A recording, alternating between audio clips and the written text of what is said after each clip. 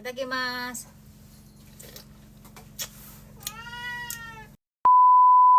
Flex natin yung last time na nakita natin na suha, kung gano'n nakadami, at titingnan natin kung pwede tayong manguhan na. Hello mga ka-sweet life, natatandaan nyo ba yung post ko nung last September ng suha, kung sana yung mga berdeng-berde pa sila at hindi pa sila pwedeng pitasin, syempre mapait pa yan. At ito yung pupuntahan natin kung pwede na tayo makapanguha o yung makapulot man lang kahit yung mga nalaglag. Ayan. Alam nyo, natutuwa ako dito kasi sabi ko pa naman kaninang umaga ay pagdating na Akari galing sa school ay pupunta kami dito at mangunguha kami ng suha. Pero hindi pa nakakauwi si Akari ay nagyakag na yung asawa ko na tara tingnan natin kung may suha na doon at baka may mga nalaglag na nga. At ayan na nga, pagdating namin guys, ang dami na naglaglagan kasi nga sunod-sunod talaga yung malakas na hangin dito at pag-ulan, at next week mag-uulan na naman.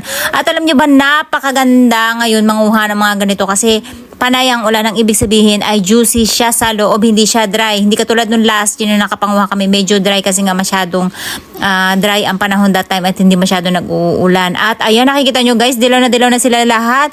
At hindi nga lang natin siya maabot dahil masyado silang matataas at ang daming malalaki dun sa taas na parte. Kaya ang kukuhanin lang natin ay yung nasa baba. At itong mga nasa baba na to ay pwede pa rin naman kainin o pwede natin gawing pang ano sa bathtub natin para may aroma tayo ng suha. Ayan. Kasi sa mga onsen na napupuntahan namin, may mga nakalutang minsan na ganito. So ginagawa rin nilang palamuti at yung amoy niyan ay naniniwala silang nakaka-relax. So ayan na nga, sabi ko sa papa ko, sayang wala tayong dalang Sayang plastic. lang talaga Kaya guys, wala akong mga kapitbahay ng mga Pilipina dito kasi mga Pilipina lang mahihilig sa ganito. Alam niyo yung mga Hapon kaya ayaw magtatanim ng mga ganitong klaseng puno sa mga bakuran nila kasi nga nai-imagine nila na masasayang lang at ayaw din naman nila magpamigay sa mga kapitbahay kasi nga dito ay masyado mabusisi kung magpapamigay ka kasi may ugali sila na kailangan kapag binigyan ka ay ibalik mo. So ayaw din nila mapaisip pa yung pagbibigyan nila na kailangan ibalik pa sa kanila. So mas gustuhin na lang nila malaglag yan o merong kusang manghingi sa kanila. So dito hindi na kami nakapagpaalam ni Papa dun sa tapat na bahay. Actually malayo yung bahay dito kasi itong lugar na to ay bakanteng lote lang siya. Nakapagpaalam kami dati ni Akari at sinabi ko nga na kung mahihinog yan ay makakapanguha ka tayo, at sabi niya nga ay okay lang kasi wala talaga may-ari niyan at hinahayaan na lang talaga nila malaglag. Pero syempre reminder pa din sa mga Pilipina na hindi alam o yung mga nagtatrabaho dito na wag tayo basta mangunguha ng mga ganitong klaseng prutas lalo't kung merong may-ari niyan. At hindi naman madamot yung mga Hapon, kung sakali makakita kayo ay pwede kayo manghingi o magpaalam kung sakaling kayo ay mamimitas. Respeto din ba dahil hindi natin to bansa. So ayan na nga guys, ang pupulutin lang natin ay yung mga nalaglag kasi mga magaganda pa naman ang balat niya at sure na makakain pa rin naman siya. At dahil wala kami dalang plastic, ayan nga bit lang namin ni Papa kung saan ay pag minakakita sa amin na kapitbahay ay patay. Akala ay nanguha kami ng walang paalam. Tapos ito naman yung isang orange kung saan ay nakatayo lang siya sa tapat ng bahay namin kung saan ay may parke. Alam niyo yung parke, yung pasyalan. So ibig sabihin na ay walang may-ari. Pero nagpaalam na rin kami sa dating naglilinis yan kasi may caretaker din dyan. Kasi merong katabing sementeryo yan dyan guys. At nagpaalam na ako nun. Dati nung nakausap namin siya. Kung sakaling mamumunga yan ay pwede ba ako makapanguha. At wala nga daw kumukuha niyan kundi nalalaglag na lang talaga. At as in nalalaglag na lang. Kaya yung mga ibang kinuha ko niyan ay mga galing sa ibaba yan. Kung makikita nyo meron nasa lupa. So yun, iba ay inuwi ko. Dahil napakaganda pa talaga ng balat niya kahit yung mga nalaglag na sila dahil kalakasan nga lang ng hangin. At ayan nga, nakita nyo hitik na hitik. So yung mga nangunguha dyan guys, yung minsan yung mga nag-mountain climbing na lang dyan sa parke na yan kasi nga paakyat yan na bundok. At sikat tong orange na to dito sa Japan kung saan ito yung ginagawa nilang orange jelly. Ginagawa nila tutungkapin lang nila yung pinakaibabaw na balat and then tatanggalin nila yung pinaka-orange sa loob sa kanila nilalagyan ng jelly. At next time yun ang gagawin natin at syempre hindi mawawala yung ating tasting. At ayan na nga, ganyan kadami yung naiuwi natin. Yang nakikita nyo na yung suha na yung madumi lang yung labas niya pero maganda yung loob niya at buong-buo. At yung iba naman ay gagamitin natin sa bathtub kapag tayo ay nagre-relax para mabango yung ating maging aroma. So ayan guys, titingnan natin kung ano ang kanyang itsura sa loob. Ayan, ito yung ating suha. Nakaw, nangangasong ang lola nyo. Tsupe.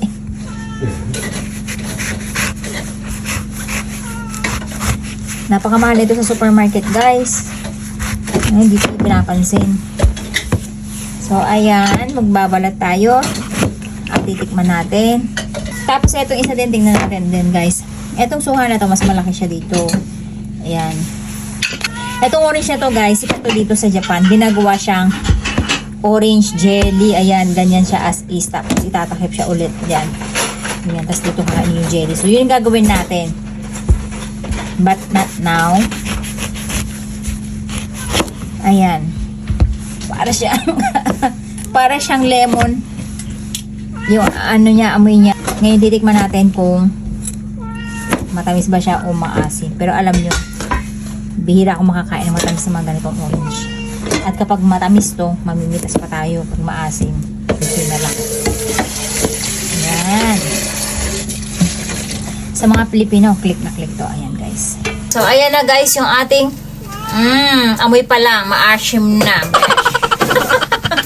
Dahil dyan, titikman natin ulit siya kung masarap ba siya. At syempre, bubudbudan natin ng asin. Kala mo lahat, kakainin, binudburan na lahat kagad ng asin. Saka ka rin mahilig sa maasim. Pero eto, hindi ko alam kung bet niya kasi medyo mapait-pait guys yung ganitong klaseng orange. Suha. Tadakimasu!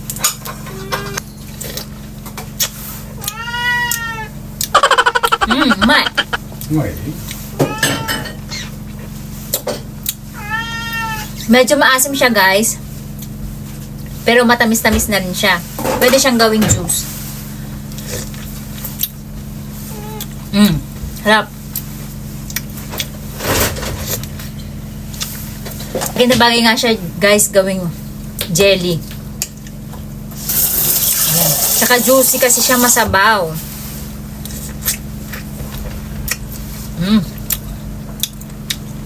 Sarap. Hindi pa sa dalang hita.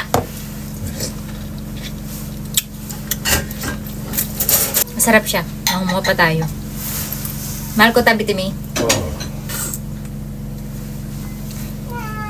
Shoppayo. Salty? Salty da yo. Sabi ng asawa ko ang alat daw kasi binuhusan ko ng alat. May. Inano ko ng asin. Saltはいらないかな。 Masarap siya. すごい Matamis na maasim. みずみずしいね。 Matubig. Kasi maulan. Ayan guys, yung suha natin, tinanggalan lang natin ng buto. At sa pagkain niya, kukunin lang natin yung pinaka-meat niya. Diyos ko, low blood pa naman ang lola niyo. Alam niyo ba, pag kumakain ako, ewan ko kung totoo yun ha. Pag kumakain ako ng suha guys, nahihilo talaga ako after. Ayan. Lagyan lang natin ng asin. Ang daming mag-asin.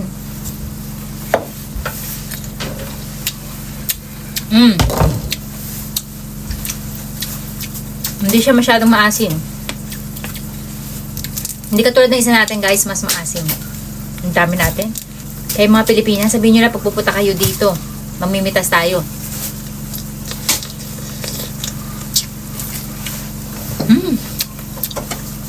そればっかり食ってたらいい匂いになりそうだね。